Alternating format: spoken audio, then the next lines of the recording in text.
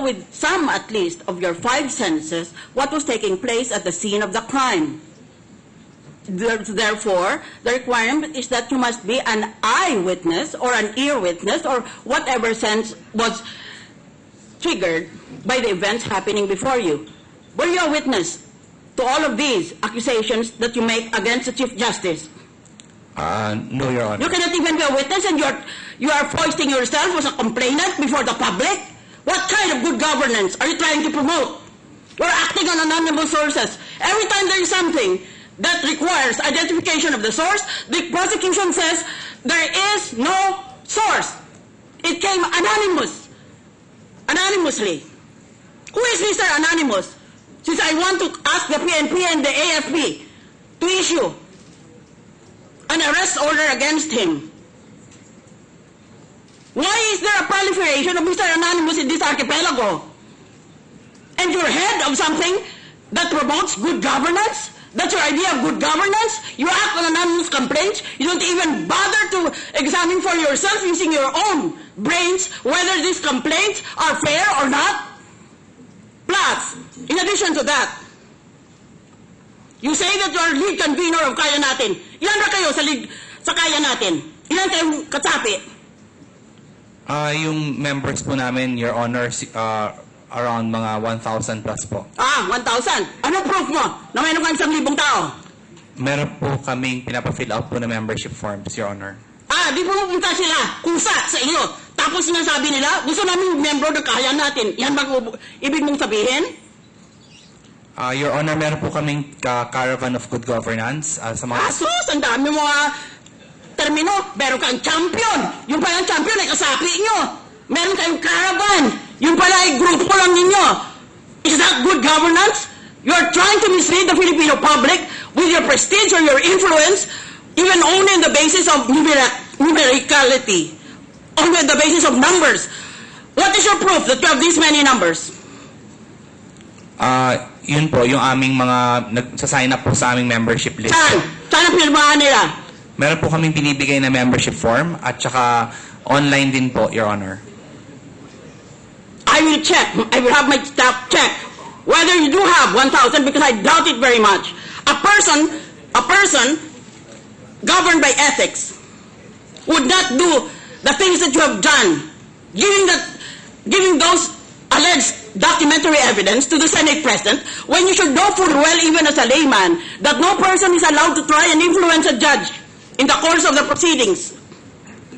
Yet you brought with you a TV crew and you say that you were surprised that they were there. You just happened to be there at a certain time and the TV crew just happened to be there at the same time. My goodness, you're asking us to ignore the mathematics of probabilities. That is why I'm angry with you. Consider yourself admonished. Hindi mo nga nakita ang nangyari eh. Mag-file ka ngayon ng complaint on the basis of an anonymous complaint? Gusto mo kaya gagawin sa iyo yon? Do you want that to be done to you under the golden rule? Do unto others as you would have others do unto you? And you want us to take you seriously? You have these documents attached to your complaint. Sons of C.J. Corona, TCTs, condominium certificates of title, deeds of absolute sale, certificates authorizing registration, bank records with amounts of deposits. Where did you get these documents? Answer me as briefly as possible, please, because I'm under a time limit. The group of Risa Ontiveros downloaded it po. But you're one of the signatories yes, of the complaint. I looked at it as soon as it was downloaded from the internet, Your Honor. Ngayon, kinuha mo lang sa internet. What date was it downloaded from the internet?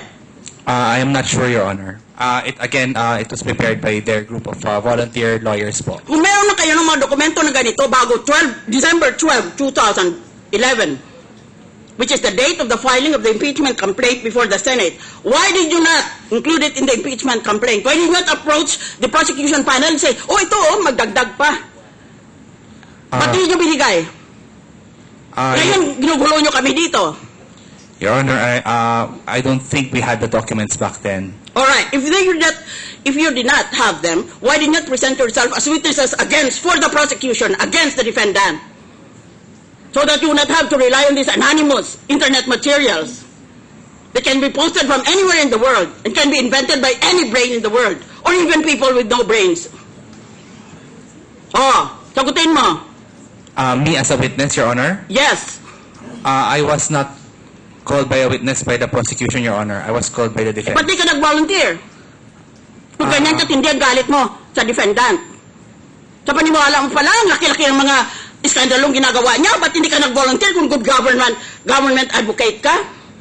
Because po yung mga complaints po na nilagay po namin dito came out na po nung impeachment trial. Yun po yung inattach po namin. Hindi, noon pa, bago ng impeachment, nang the House of Representatives decided to impeach the Chief Justice, why did you not come forward if you are such a civic-spirited citizen and say, may alam ako tungkol dyan? Actually, Your Honor, dun sa mga articles of impeachment against Chief Justice Corona, wala po talaga akong, nung time na bago po i-file yung impeachment, wala po akong mga documentary evidences po. Wala kang documentary evidence pero you are asking the ombudsman to investigate him. That's a bell. May just ask for 1 minute, Mr. President. Yes, You filed a complaint with the ombudsman na hindi mo alam? You have violated, do you know that you have violated these laws? The Law on Secrecy of Deposits, the Foreign Currency Deposit Act, lahat yan may penal provisions. You are now in danger, you are now in jeopardy of being charged criminally. Hindi ba ang tunay na katotohanan dito ay gumagawa ka ng ganyan para may base para mag-file ng second impeachment complaint kay Chief Justice?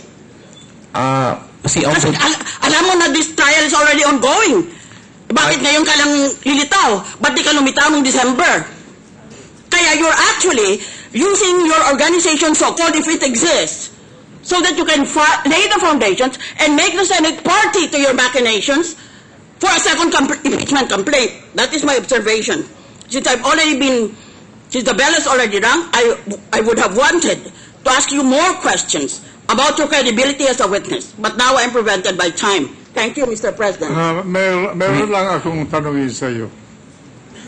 Bakit hindi mo dinala itong mga dokumento na ito sa prosecution upang sila mismo ang magpresenta ng mga dokumento na yan dito sa hukuman na ito? Bakit doon sa opisina ko dinala yung folder na yan?